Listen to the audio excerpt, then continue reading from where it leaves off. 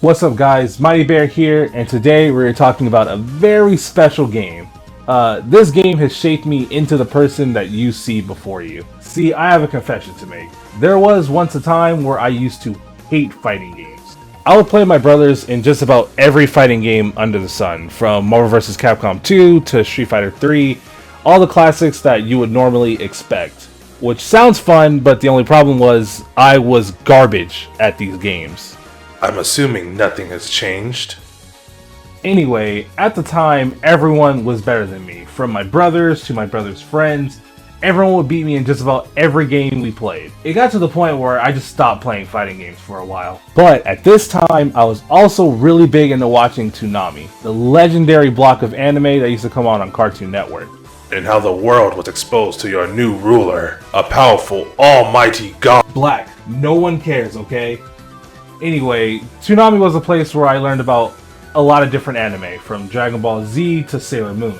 Me being the obsessive kid I was, whenever I found a show that I really liked, I really want to know everything about it, and more importantly, I want to have everything associated with it, especially video games. And there was one show that really caught my attention. Was it Zatch Bell?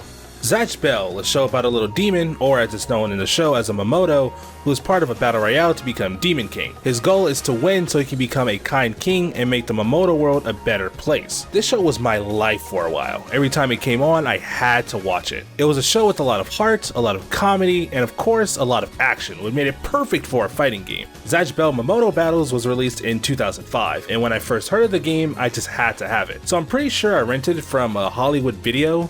Not that anyone remembers what those are. I just really remember being super committed to seeing everything this game had and having a blast doing it.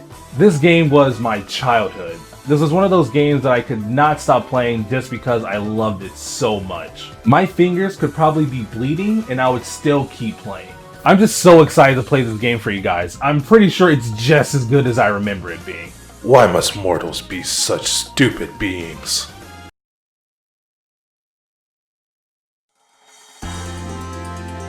Zatch Bell!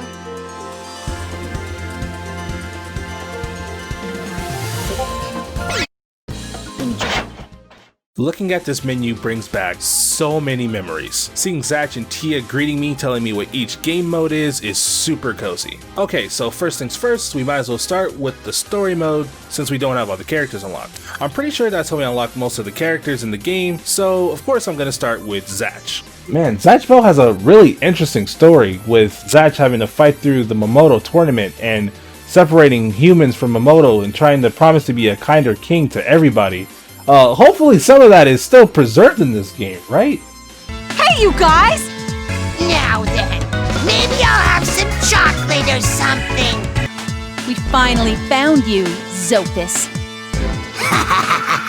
So you came. Wait, they don't go over the story of the actual show? Sounds like this isn't like you remember. Shut up, Black. I'm sure it's still good. So yeah, story mode is kind of like an abridged version of the events of the show, but even then, they don't really do a good job of introducing the plot or anyone in it. This is literally the first thing you see in Zatch's story. In order to become king of the Mamodo world, Zatch Bell has come to the human world to battle. The human who becomes his partner is Kyo Takamine. The two continue to fight the endless battle for Zatch to become the kind king. Let's go, Zatch! Yeah, Kyo! Nowhere does it mention the tournament or Mamodos being forced to fight or anything that's actually important. So we get to see our first fight with Tia, who honestly has nothing important to say whatsoever. You, Zatch! You're Zatch? You crybaby failure! I can't believe you're seriously trying to fight me! Huh?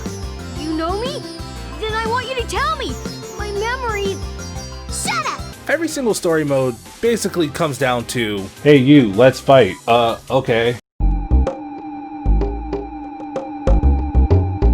Oh man, I can't believe you beat me. I don't have a reason to bring your book. I'm leaving. Okay, bye. They don't even cover how if you burn the book, the Mamodo is sent back to the Mamodo world. They just say that without ever explaining what it is. I guess if you're playing this game, it's safe to assume you watched the show, otherwise, why would you be playing it? Okay, well the story isn't really there, but honestly that's not why I play fighting games. I play it for the fighting.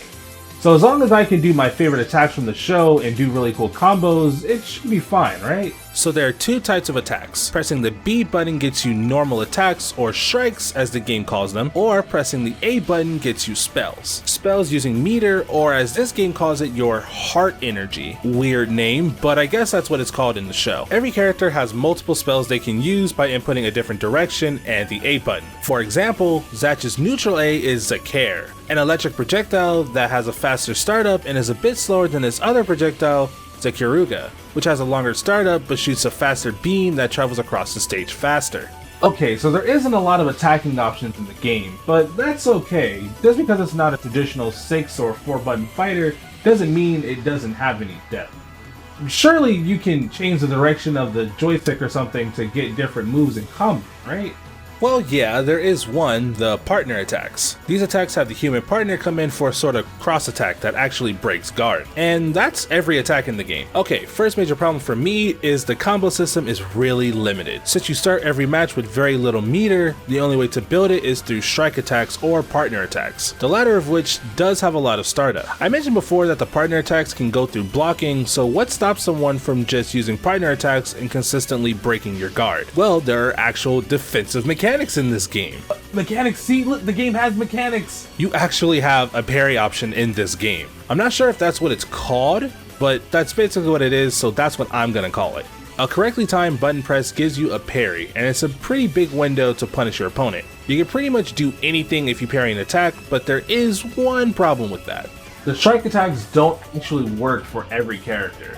No matter what you do, some characters' strikes just don't combo properly. So even if you do land a hit, you'll still get punished if the opponent knows how to parry. Ha! My game has no such flaw. You know, he's not wrong.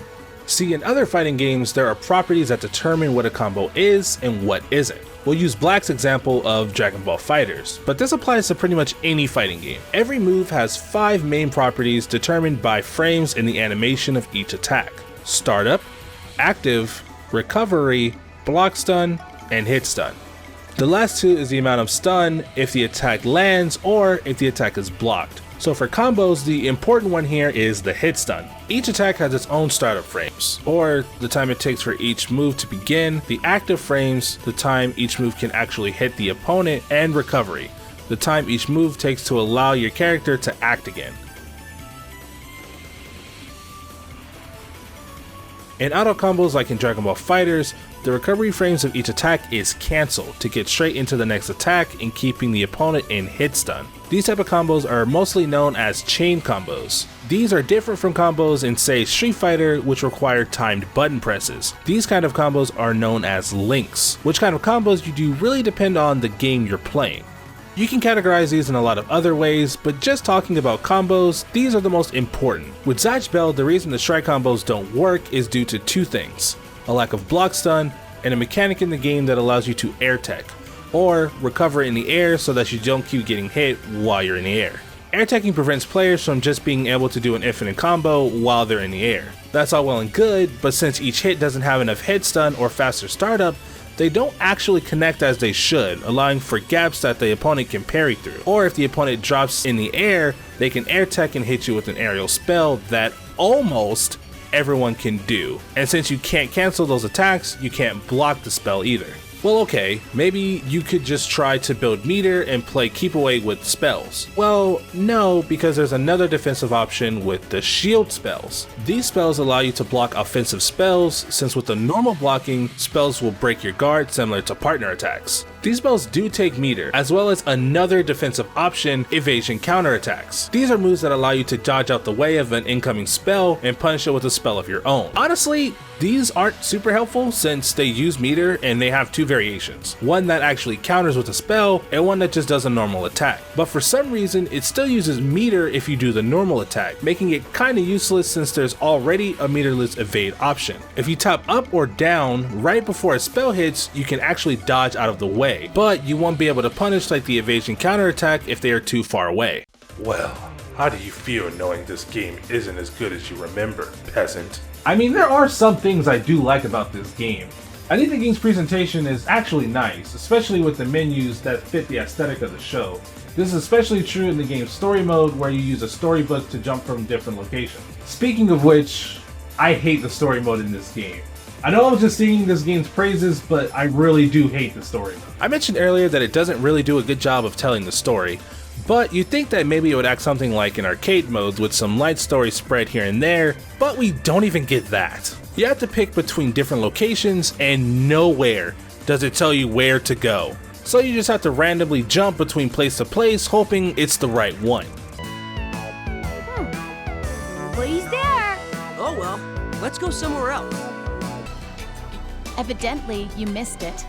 Well, it's too bad that you're in a place like this. Go quickly. Hurry up. What? There's nothing here? Oh, Candy! Wait! Hey! Hold on and come to me! Anyway, I just want to get that off my chest. Besides that, the game does have a cel-shaded style that a lot of anime games had around this time, and honestly, it looks fine. Everyone looks as they should. The stages are cool too, taking from different locations in the show. There is a stage that has Fulgore holding a titty, so do what you will with that information. The roster of the game isn't horrible, but unlocking them all is a pain. You only start out with 6 characters, but since I completed all the story modes, I should have all the characters.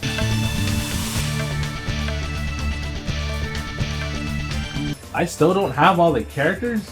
Then how do I unlock them all? I have to collect cards? Why? So yeah, to unlock the rest of the characters, you have to collect cards? These cards are actually from the Zatch Bell card game, and to get all the characters, you have to get all the cards. How does one get the cards? Well, whenever you play in any mode, you get points, and points are used to buy cards. The amount of points you get are pretty good, and you get a lot of them for finishing the story modes. However, it's still not enough, so I'm gonna need more points. Luckily, with that Google search from earlier, there was a code that gives me more points to get more cards. So now I have a lot of points, and it's time to go buy all the cards. Wait, you get the cards at random? Yeah, there are 4 categories of cards, and you have to get all of them to unlock the rest of the characters. Luckily, each card is only worth 10 points, and I have a lot of points, so this shouldn't be too hard. Okay, honestly, that wasn't that bad, and now we have all the characters. You may want to check that again. What do you mean? I have all of them. Okay, so the only character I'm missing is Xeon, the dark evil version of Zatch. And all I have to do to unlock him is put in a code, so at least it's a pretty easy thing to do. So now we finally have all the characters, and some of these characters are worthless. There's Zophist, and then there's Zophist without a mask. And even the character art is inconsistent, since in the portrait you see Coco, but in the actual model she has a mask on. And Lila, who actually has 2 forms, one normal version and one awakened version, which only gives her 2 new moves. Thanks, I guess? Then there's Ponygon, and oh my god, poor Ponygon. Ponygon is basically the worst character in the game on purpose. Every other character has a human partner and can cast spells. Well, except Ponygon, who actually can't use meter at all. So he is stripped of all defensive options, and he can't even cast spells? When you try to cast a spell, he just looks at you like, I'm in danger. what even is the point of this character? As mentioned before, Lila has an awakened mode and is honestly one of the best characters in the game, since she has a spell that can hold the opponent down while she casts her ultimate spell. These attacks are unblockable and unavoidable once they start, so characters that can hold you in place and cast the spells are automatically really strong. Other characters that can do this are Zatch and Zeno, Kiddo, and Brago, all of which I think are some of the best characters in the game. Zatch and Zeno have an interesting move for their down A called Razuruku. I hope I'm saying that right. which makes them unable to go into block stun and increases their speed. You can't use other spells in this mode, but you can do this lightning uppercut. Huh, I feel like I've seen this before. Brago is actually one of the strongest characters in the game since his strike attacks all connect. And since he has a spell that allows him to combo into his ultimate spell, along with good projectiles, he's easily one of the best characters in the game, maybe even second best. But I discovered some hidden tech that will change the meta of this game forever. This is Wanrei, and he is an interesting character. See, for most characters, spells are projectiles, but it's rare for a character to have a spell that attacks physically. The only two being Barry and Wanrei. Barry is actually a pretty good character too, but Wanrei has something no one else does. An infinite. Well, kinda. See, forward A does this kick that launches the opponent into the air. During my testing, I noticed this could only get 2 reps before the combo dropped, either because of the camera or the opponent air teched out. However, if you simply move back after the kick, you can keep the combo going for a long time. So you super smart viewers out there might be thinking, but eventually you would run out of meter because it's a spell and they cause bar. And you're right, it does cause bar. However, when the hit connects, you actually gain meter back. So as long as you have a good amount of bar, you can actually keep it going for a while. And that really isn't a problem for Wanrei since his strikes do all connect and build a ton of meter. So just one strike combo and you're good to go. And it's extremely practical. Are you full screen? Just use your up A to close the gap instantly. Or you can use his evasive counterattack and get the kick started from anywhere on screen. After a parry or flying opponents, he can start this loop from just about anywhere in almost any situation. Now, you Galaxy Brain viewers may be thinking, why time the air tech can throw out a spell to stop him from doing the loop? And that's true, you could. But the move is super fast, so if Wanrei knows you're going to do that, he can just wait and use his shield spell and reset the combo again. It's not even hard to time either, you just have to mash the X button as they're in the air, and if they don't throw out the spell at the last minute, you can just use the kick again. It's so fast, it still connects. So yeah, Wanrei is without a doubt the best character in the game. While it's not the masterpiece that I remember it to be, with its crappy story mode, characters that are just plain garbage with combos that just don't work, I still actually have a soft spot for this game. I still really like Zatch Bell. As a matter of fact, I still need to go back and read the rest of the manga, since the anime didn't have a proper ending because the manga was on hiatus at the time. This game in some part helped me keep my competitive spirit and my love of fighting games, and for that I'll always be grateful. What if I told you you lived a lie? What do you mean?